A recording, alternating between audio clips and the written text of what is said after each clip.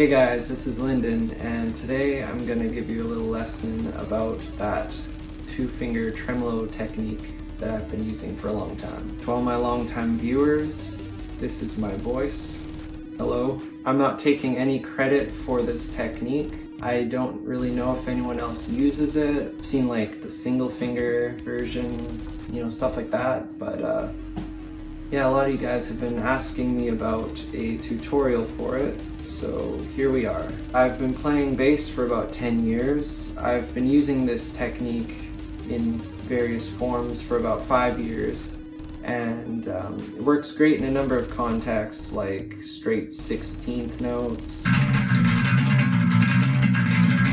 gallops, genty, syncopated, tight rhythms. So I'm going to break it down into 3 sections: what, why, and how. And here we go. So first, what? What is this technique? I'll tell you what it is. It is a tremolo picking technique that involves 2 fingers doing double strokes. Basically allows for pretty good efficiency at very high tempos. I find it a little easier to use than 3 or 4 fingers. I've just been calling it various things over the years, like 2x2 picking, because it's like 2 fingers doing double strokes each. Not really sure what it's called again, so if anyone knows, let me know in the comments. So now on to why. Why do I use this technique, you might be asking? So a lot of the music that I play involves tremolo picking at consistently high speeds, sometimes even above like 300 BPM or 150 if you want to be technical about it. So the fastest that I've played this technique was for a few sections that were at 350 BPM if you're measuring in 16th notes. Most notably at about 204 of this video, linked below. So you might be wondering, is this necessary? That sounds kind of ridiculous.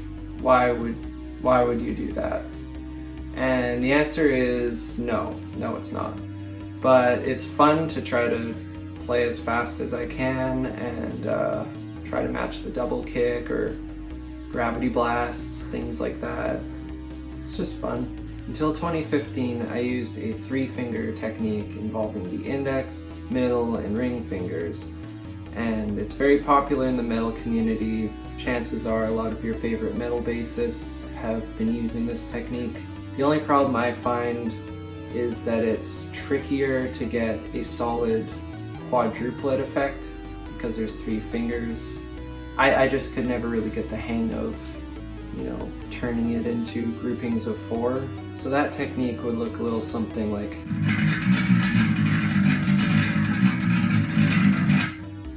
It's been a little while, so it's not the tightest, but you get the idea. So I even tried adding in the pinky as some bassists do, and I just couldn't develop the strength for it. I didn't have the patience. Figured there must be an easier way. So that's where this technique comes in. One day I was on YouTube and I saw a video of Mike Flores from Origin, and he uses a similar technique, but instead of 2 fingers, it's just the one. I had the idea one day of, well, like, why doesn't anyone do that with 2 fingers? Theoretically you could go almost twice as fast. So when I started using this technique, I found it more natural to use the index and ring fingers because they're about the same length, similar power output, and I just found that it came together pretty naturally, especially being used to doing the 3-finger technique I just discussed. The only limitation that I really found with that is if I'm switching from 16th to 8th notes, it got a little dicey because, I'm used to doing 8th notes like just these 2 fingers. So eventually I was able to get a hang of using these 2 fingers for the technique, starting at my cover of Mitra, whatever, by Flesh God Apocalypse. So the reason I'm explaining all this to you is just so you get an idea of my history involving this technique and where I started and where it's ended off. What works great about this technique is that you can go from 8th notes to 16th notes pretty much seamlessly as opposed to the other way.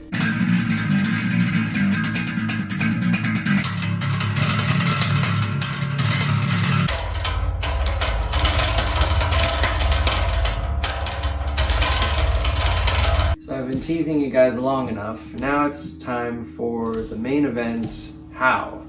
So let's start with the bass setup. I like personally to use really low action on the strings to get a nice clank, so the transient really sticks out, you know, especially with it being kind of used over top double kick and stuff like that. I just find that a little clank in the transient, you know, it really sticks through the mix. It's good to find some strings that work for you. I am using the D'Addario Pro Steels currently because they're cheap and bright. For hand placement, I use the movable anchor technique, which involves you always having your thumb mounted on the string below the one that you're playing, or above, depending how you look at it. And if you're playing on the lowest string, then having it mounted on the pickup. So it looks something like.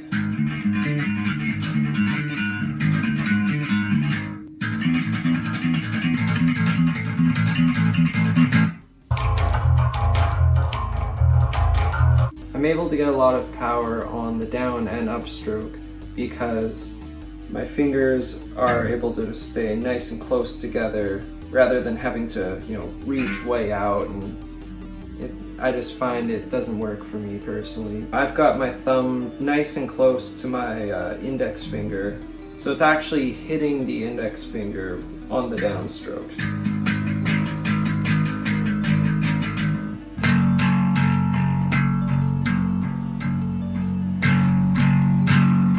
And just a nice little flick. You don't have to go crazy or anything, just a nice little back and forth, like you're just brushing the string basically.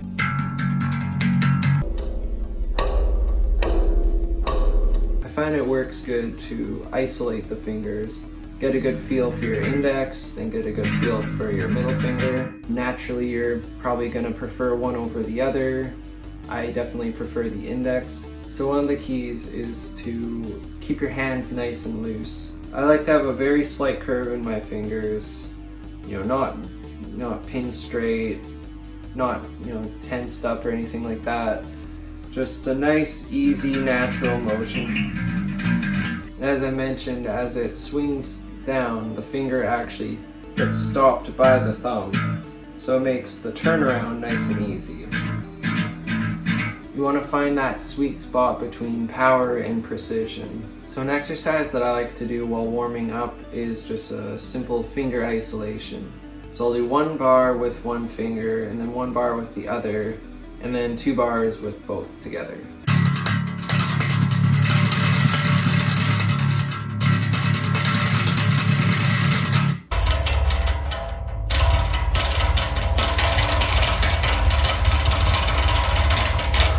So once you get a hang of doing each finger in isolation, then it's time to combine the two.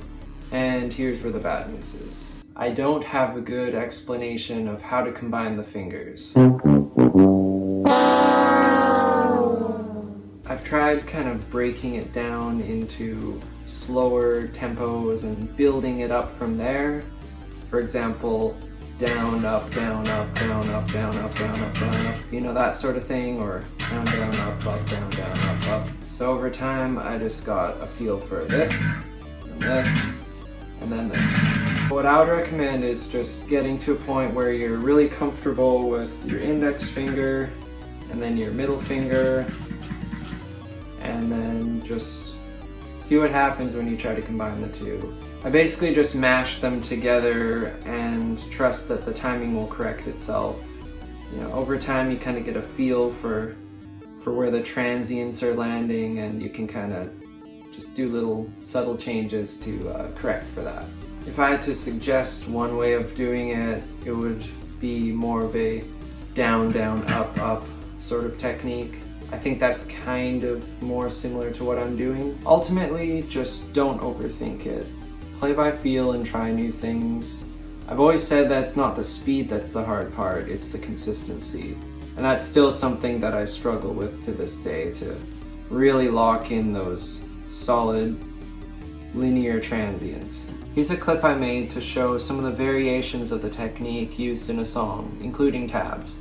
It peaks at 300 BPM, 16th notes, which equates to about 20 notes per second.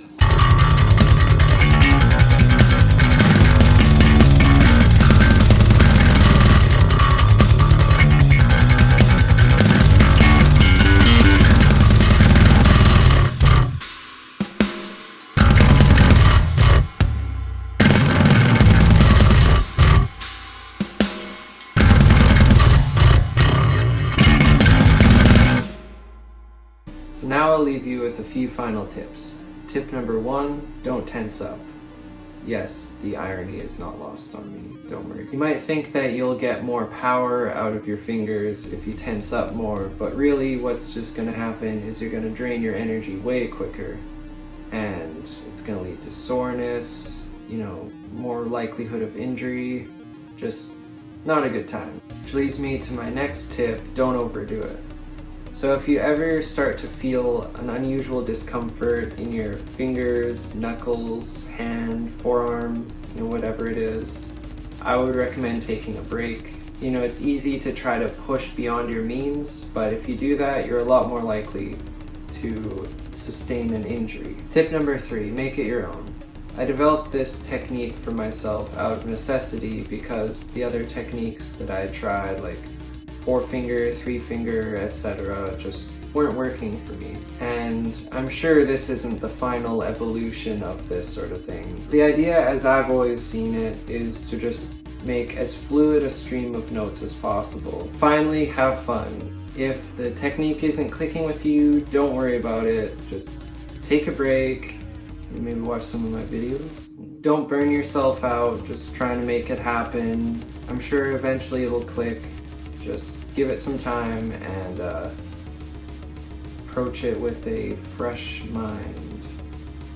If you made it this far, thank you so much for watching. Big shout out to my awesome wife Amber, who is manning the camera.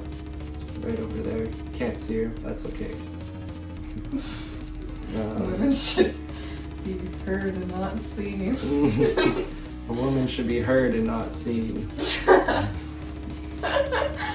Or neither seen or heard. Women should be neither seen nor heard. I hope you guys have been able to get something out of this video. It's my first time doing a video like this, and it's a little nerve-wracking, but if there's enough demand, maybe I'll do a follow-up to it. Okay, bye.